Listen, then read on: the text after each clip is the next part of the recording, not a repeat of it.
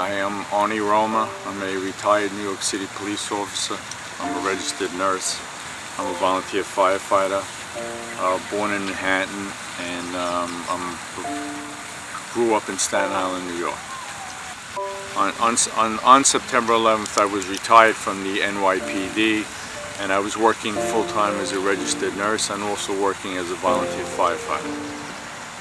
On the eve of September 11th, I worked in a 12-hour shift in the emergency room of a hospital in Staten Island. I was asleep and I got a phone call on September 11th morning from my son Keith, 27, who was a member of the New York Fire Patrol 2 in Brennan Village, stating that you better get down here, they're going to need everyone. A plane just hit the World Trade Center.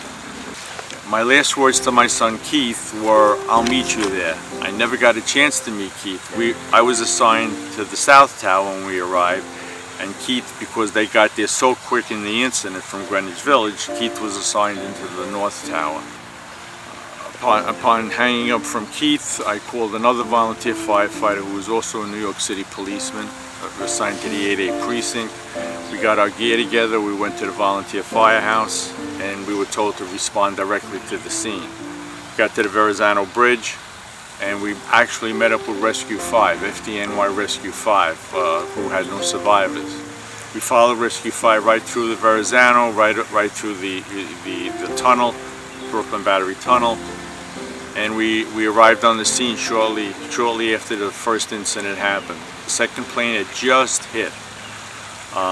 We got off the rig, we suited up, and we were walking into the South Tower with Rescue 5 when we were told my friend had to move his car. That's the first thing that saved my life. Being a policeman, you stay with your partner.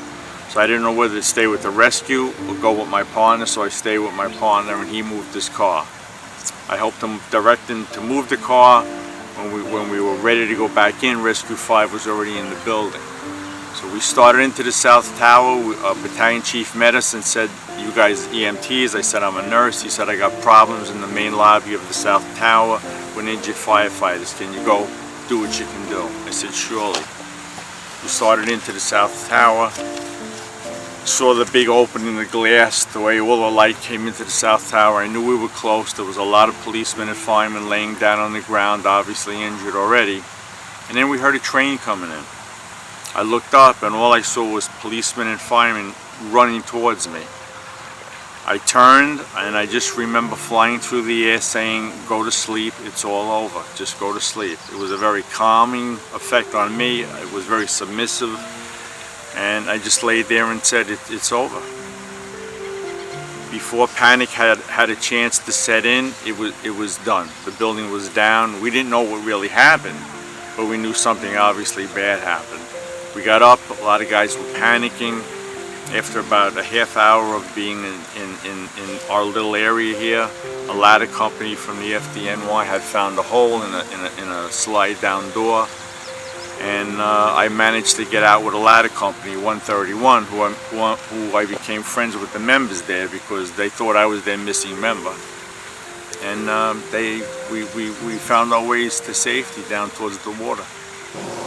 After the collapse, and as I said, Ladder 131, Lieutenant Woods, got to be very close friends with him, got us out of the South Tower. We managed to slowly but surely get our way. We were like all the walking wounded. We were carrying some firemen and policemen. We started down Liberty Street. We got basically to the water line when the second tower collapsed. We took cover again. What we all tried to do was shield civilians with our turnout coats. I remember shielding a guy with his dog. He had a beautiful black lab, and I remember putting my turnout coat over this guy. We were hit with a lot of debris, but everybody that was at the water line when the North Tower collapsed survived. We were then rescued by NYPD Harbor. NYPD Harbor pulled a boat up and said, "I'm taking the worst first." They thought my arm was broke. I couldn't see. I was blinded in both eyes.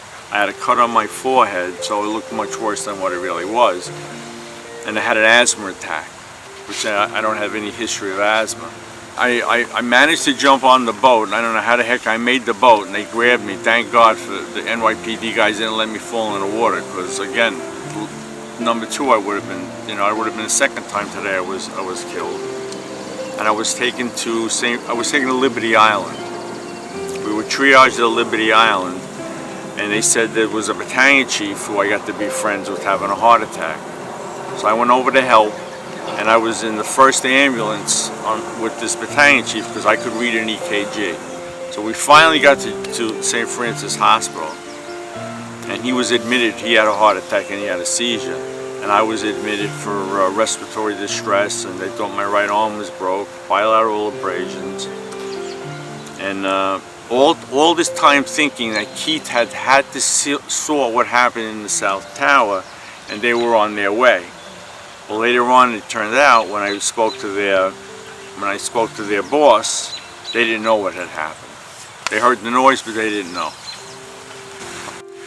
I was admitted to the hospital until Friday afternoon when I was discharged, all thinking that Keith was going to turn up, seeing the confusion that was there, thinking that he might be dazed, he might be hurt, or he might be in a void. That was my biggest hope, was that he was in a void, not that he was confused or wandering around Manhattan. My biggest thing was there were so many voids there. You could probably survive in one of these voids for a week. We finally got a call from the fire patrol probably the night of the 12th, and they officially announced that Keith was missing. We were notified officially, as I said. The fire patrol brass came to our house, and told us about a week later officially that Keith was missing. We had already obviously knew, but they officially made it about a week later that he was missing. I knew where Keith was. We knew where he was because he was the only guy who so far didn't turn up. So I knew the area he was working. I knew what he had done from talking to the officer and the other members of the patrol. So starting that Saturday morning, I went there every morning, and that's the area I would go to, whether it was a police area or fire area, because every day they changed. But I had my police uniform on, and I went where I knew Keith was. I went every day, never missed a day. On Christmas Eve, I left at 5 o'clock. Port Authority police were very kind to me. I would fight with them not to take me by car to the ferry every day because I liked walking. And I got a call from Port Authority police about 9 o'clock at night that they had found Keith's helmet. And they said they thought they were getting close. I think they knew a little more than they were telling me at the time. So I got in the car. I called for PD. PD gave me an escort to the site. I got on the site as they had just found Keith. They asked me not to come up the hill, and I said no, I'm okay. And it was one of the better decisions that I've made, because I actually got to see Keith.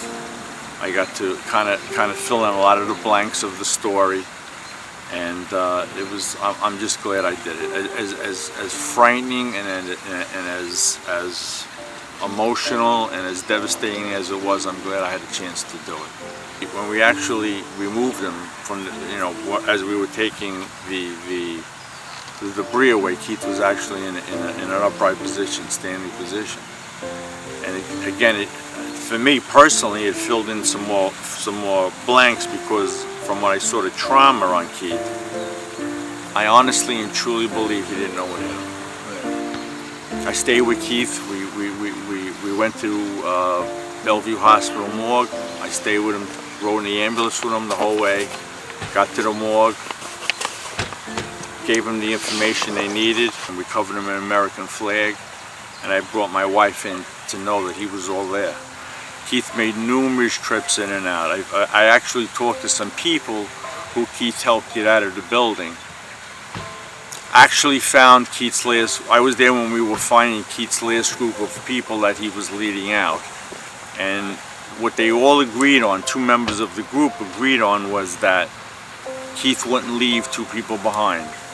So what Keith did was he sent the rest of the group out, but he stayed with this woman who worked for Port Authority, and a reporter took a picture of Keith, and I got the pictures, and he said, "I seen your son," he said, "that I didn't stop to help him. It'll haunt me the rest of my life."